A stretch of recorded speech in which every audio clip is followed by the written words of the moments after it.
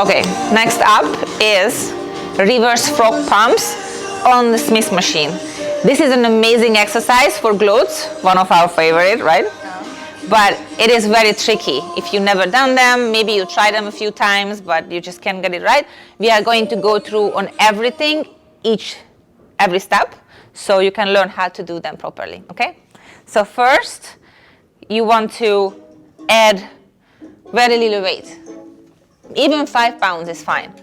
And you want to make sure that, come closer, the Smith machine is going to lock.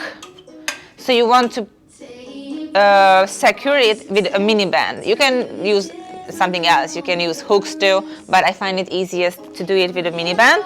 This way, I'm going to show it. I like to hook it here and then here, because you want to make sure that you don't get it on this part, because this is going to be moving up and down. So you want to keep it here. So I make it nice and tight, loop it around, and that's it. And now it is not going to lock. Okay, I'm going to show you one more time. You are going to loop it here, get it around. You are keeping it on this part. You don't want to get it on here. Nice and tight. And then I hook one more time. I find this is the best way. Never moves. And now it's good to go. Okay, let's look at the bench. You want to bring it, I like to use it this way. You can also put a dumbbell. You do it now because we are not using heavy weight. But once the weight gets heavier, you want to make sure that this isn't sliding forward. So you can put 2 heavier dumbbells on the front. And then she's going to lay down on the bench, placing her hips right on the corner of the bench, like that. And she's going to make sure that she's going to grab onto the bench. She can hold it there. I like to hold it here. You can even hold the floor, whatever feels comfortable.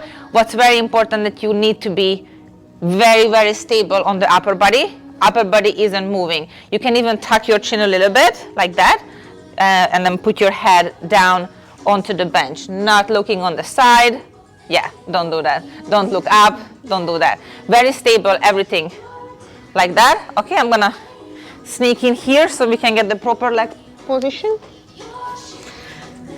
Okay, and then from here, she's going to place her either heels or midfoot. We like better midfoot, because if you put it too close to your heel, it's easy to slip off from the bar. So midfoot is the best, never toes. Okay, because we want to engage glutes. So this is your section that you can use to push with. You want to always look back and then make sure that your legs are equally far away from both ends. And then she's going to take a deep breath, secure the upper body, hold on to the bench. Her hips are on the bench, and then pushing through the heel. Toes are turned out, very important. I forgot to mention that the toes are turned outwards to engage more glutes. And then she's going to take a deep breath, breathe out, and then push it up.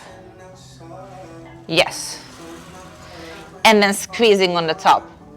Slow down, controlling the weight all the way down. Don't just drop it. And then coming back up and squeezing. See, her entire upper body is stable, not moving. She's not coming too high up, because if she is pressing too high, she's going to hurt her lower back. So this is a very short range here, not going too deep, until you can keep your lower back in a stable position. That's your range. Not too deep, not too high. Make sure you are not skipping the squeeze on the top. Nice squeeze. I think that's it. She's getting a nice little glute pump while we are doing it. And that's it. Give it a try.